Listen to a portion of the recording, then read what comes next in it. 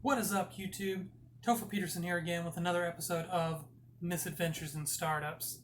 And in this episode, I want to talk about getting blocked, banned, or suspended from AngelList. AngelList, a whole lot of hype behind AngelList. You're always seeing, Naval Ravikant was on Joe Rogan's podcast last year.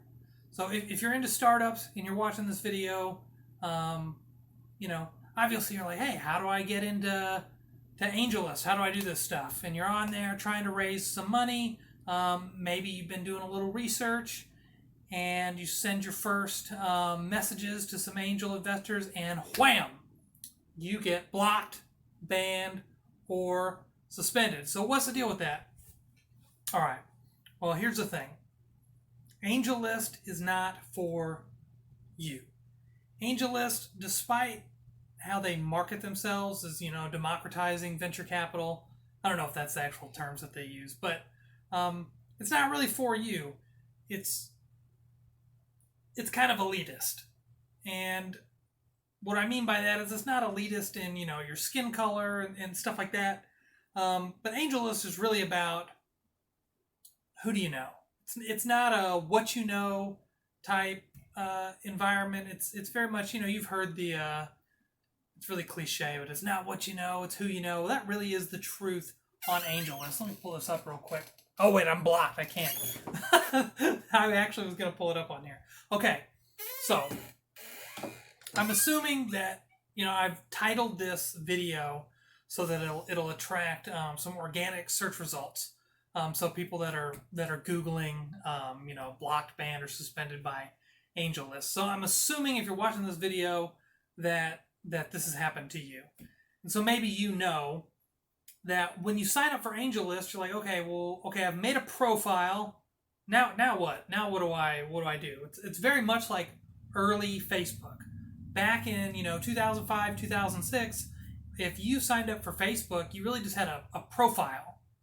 There wasn't a whole lot other than that. And you could send messages. And that's very much what AngelList is like today. You make a profile and you can message people. But the search functionality on AngelList is not really very good. The one thing that you can do is you can see who your direct connections are, so who your friends are. And you can see, I guess, secondary connections? So it's like friends of friends. Well, if you're like myself and you don't live in Silicon Valley, you don't work for a Silicon Valley company as an engineer, you're not friends with other Silicon Valley engineers or angel investors, you're not going to have any connections. And that's kind of how AngelList is built. It's built not really so much... Sorry, my dog's trying to dig the china over here. It's built based on connections. So it's kind of an insider's game. Now, you don't have to be like a super insider. You just have to be someone who's in Silicon Valley and you're an engineer. And then you're kind of an insider, and maybe you'll be able to use AngelList to meet some people and possibly raise money. But if you're like myself and you're outside of Silicon Valley, you don't have any connections, and you kind of just start cold emailing people, there's a good chance that you will get blocked. Now, for a minute, I'll talk about my case. I think there's two reasons why I may have been blocked. Like I said, AngelList's search functionality is not really very good. And you'll notice if you try to just look at your connections or just everybody, that's one of the options, you get tons of people that have just made one angel investment. And maybe that'd be fine if they made the angel investment recently, but you have no idea. It could have been in 2010 that they made this. So you have, and if I looked, I think it was... I either searched for investors in Texas or Austin or Dallas, and I got 16,000 results or something crazy. So you're like, how do I, go through this and find the real angel investors, the people that are actively looking for deals and investing money in startups? So the solution that I found is I used Google. And I came up with a pretty good search query. I think I searched for, in quotes, you could search in quotes via AngelList, and then you put site AngelList.co/P or something for profile. And you can find everybody that's actually made an investment through AngelList, not just an investment, but actually through AngelList. And then if you want to take it up a notch, you can put in your search query, you can put 10 via AngelList. And I did this all the way from like one investment all the way to 250. So I did like 250 Google searches, and I kind of compiled a list. I did this all by hand, all manually. I was not a bot doing this. Probably would have been easier as a bot, but I did this all by hand.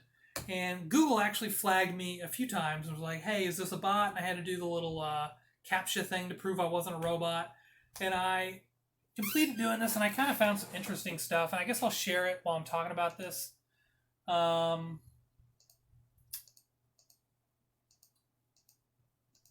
Oh, where is it? So I kind of took a lot of notes on what I found. And the conclusion that I came to is I found there are 1,474 investors that have made between 1 and 9 investments, 245 investors that have made 10 to 19 investments, 94 investors have done 20 to 29 investments, 102 investors have done 30 to 49 investments, 90 have done 50 to 99, 62 have done 100 to 199, 9 investors have done 200 to 250 investments, and there are a few people that have done even more than that.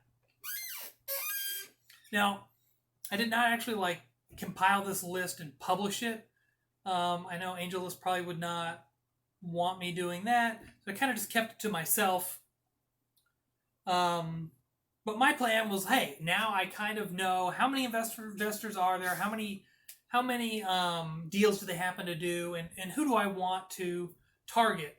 I found it was really, really, really hard to track time-wise, how frequently are people making investments, who's the most active. This was kind of the best that I was able to personally do, and I wasn't even able to do it through AngelList. Like I said, I had to do it through Google. So that could be one reason that I got blocked, is maybe AngelList just saw that there was a ton of, I was browsing their site heavily. So Cloudflare maybe flagged my IP address and stuff. So that could be one reason that I got blocked. I also sent 11 cold emails over 2 days. Well, actually they weren't emails. They were messages on AngelList. And it could be that maybe an investor on the site was like, hey, this is spam, and flagged me.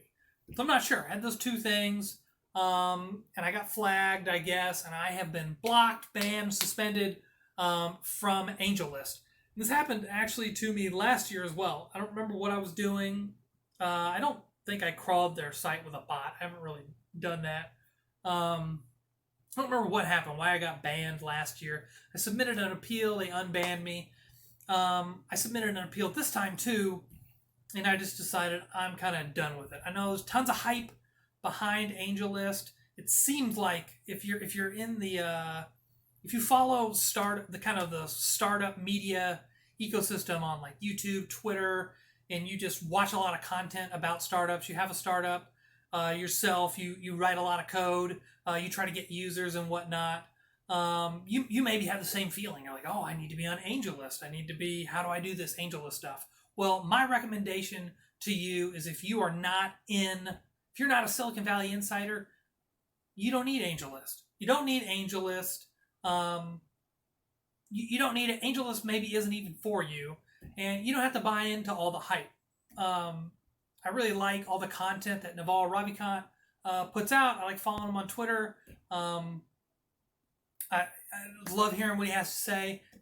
I don't like his product. I don't think AngelList is very good for average. I know investors aren't looking for average, but if you're just someone who's out there on the front lines with a startup, you've got an app that's in market, you're trying to acquire users, you're maybe talking to some investors, AngelList is not for you. It's for, so I'll just say it one last time, it's for kind of Silicon Valley insider people. People that are engineers working at Silicon Valley tech companies and that live in Silicon Valley. That's who it's for. It's probably not for me, and it's not probably for you either. But I have a solution. I guess I'm 9 minutes, 45 seconds into this video, so I'll tell you what the solution is. The solution is Crunchbase. If you haven't heard of Crunchbase, Crunchbase was created by Mike Arrington of TechCrunch, and it is a database. I think it started out as a database of startups but it also now has a database of investors, and they cover all kinds of investments and whatnot. I think there's like, I don't know, like 10,000 different investment funds that are listed on Crunchbase. But what you are going to want to search for, if you have an early stage startup, are investors that are doing pre-seed and seed stage investing. And I've been using Crunchbase to do this. I've had a Crunchbase subscription for a little while, just out of interest, so I can kind of see what's going on. Who's raising money, who are the active investors and whatnot. But what I was trying to use AngelList for, I found you can do really easy on Crunchbase. You can go and, so this is what I did immediately after getting banned. I went onto Crunchbase and I searched for all of the pre-seed and seed stage deals that have been done in the last 30 days. And this video is being filmed during the whole Corona apocalypse, lockdown, shutdown. So maybe activity's down a little bit, but there's still plenty of funding rounds going on. And so the cool thing is you can go and you can see, who's done a deal this month.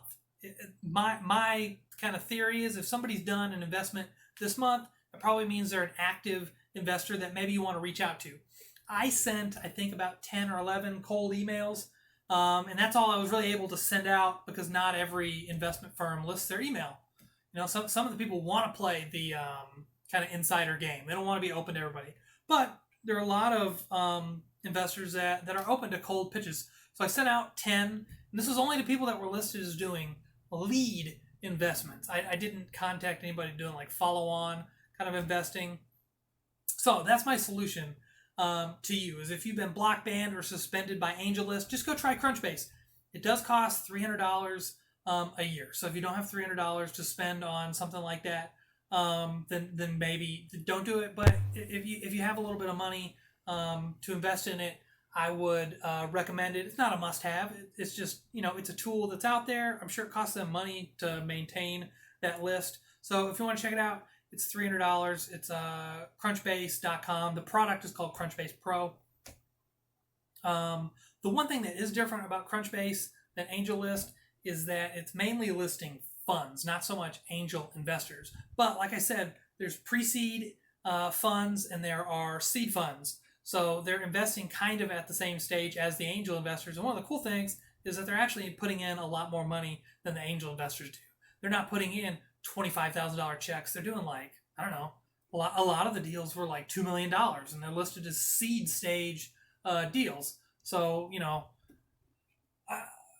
I'm sure, for a company like mine where I don't have very much traction, it's a new product and everything, I don't think it's going to be $2 million. But anyway, you can go on Crunchbase, $300, and you can kind of see who all the players are in the game. And yeah, so that's my kind of my closing thing. It's the end of my rant. My opinion, Crunchbase, better than AngelList. For $300, you can use it as much as you want, and you will not get blocked, banned, or suspended. And that's all. That's all I've got. If you like this video, please hit the like button and subscribe, and I'll see you guys again on Misadventures in Startups.